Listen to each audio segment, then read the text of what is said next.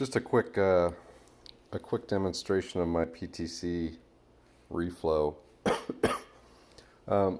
As you can see, my soldering skills still need a lot of work.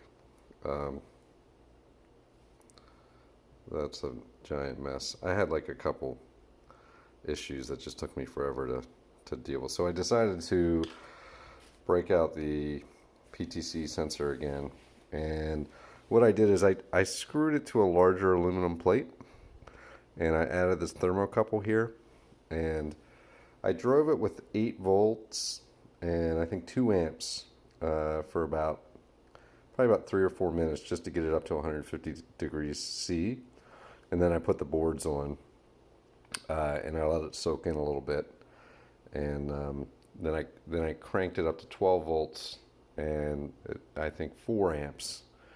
And so right now the PTC is actually slowly reducing its power draw and current, and it's sitting at around 212.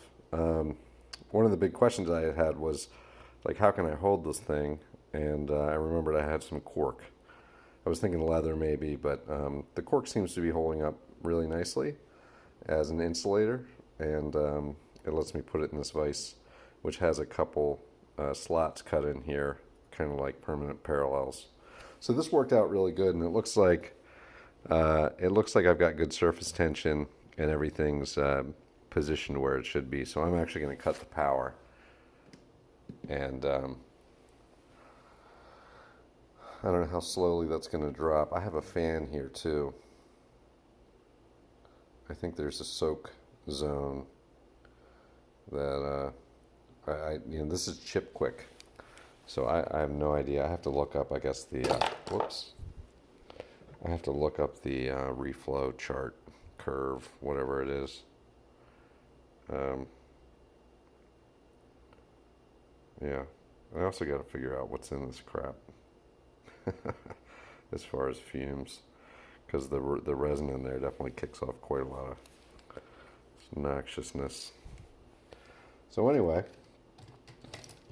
if these boards work first go with no shorts, I'll have saved a ton of time. I soldered one of these up, no problems, plugs it in, worked great. Two out of the 3 though I had all kinds of problems with, so hopefully this will save me some time.